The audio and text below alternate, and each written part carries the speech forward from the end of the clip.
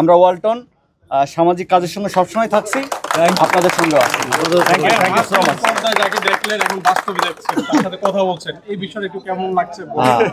Actually সিয়াম ভাই আমার কাছে মনে হয় আমার থেকে বিলো এজ এবং টিন এজ সবারই একটা ফেভারিট নায়ক।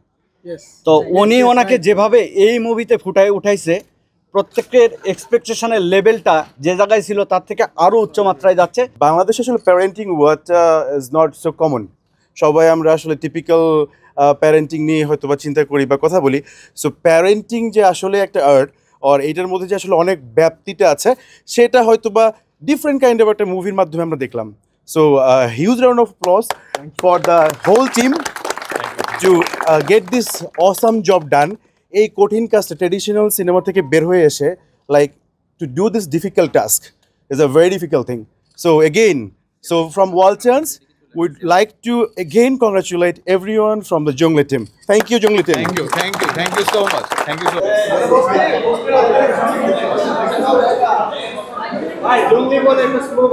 Thank you. আমরা ওয়ালটন থেকে এসেছিলাম, ওয়ালটন কেবলসের পক্ষে।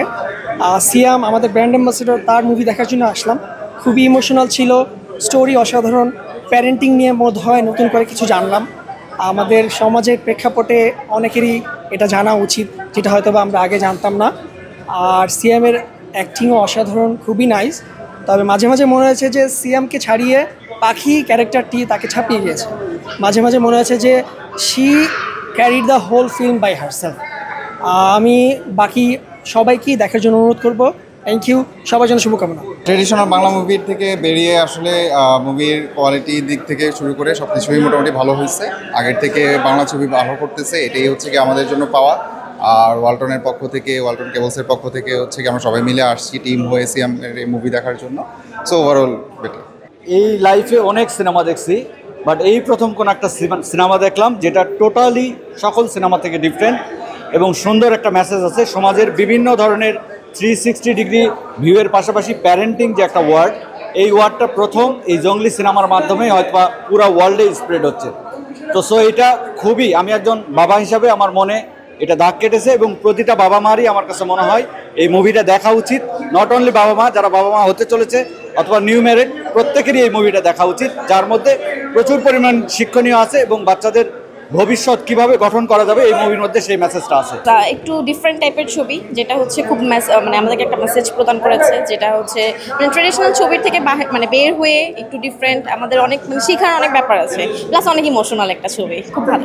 বাংলা সিনেমা নর্মালি খুব একটা দেখা হয় না, কিন্তু যেহেতু গতানুগতিক ধারার বাইরে যে এরকম একটা কাহিনী নির্ভর ছবি, তো আগেই শুনছিলাম, তো সিনেমা দেখার পরে মনে হয়েছে একদম ফাটাফাটি একটা কাহিনীর উপরে সিনেমা হয়েছে, খুবই ভালো লাগছে। এক কথায় খুবই সুন্দর হয়েছে, অস্থির সিনেমা। সবসময় আমরা সন্তানের ওপর দোষ দিই, কিন্তু গুড প্যারেন্টিং যে কি ইম্পর্টেন্ট বিষয় এই ছবির মাধ্যমে জানতে পারা গিয়েছে। আর good definition of a movie, যে মুভিটা একসময় পিকে উঠতেছে, একবার আবার একটু স্লো যাচ্ছে, মানে খুবই সুন্দর লেগেছে এক কথায়। দেশ জুড়ে তোলপা ওয়ালটন ফ্রিজ কিনে হতে পারেন মিলেনিয়ার।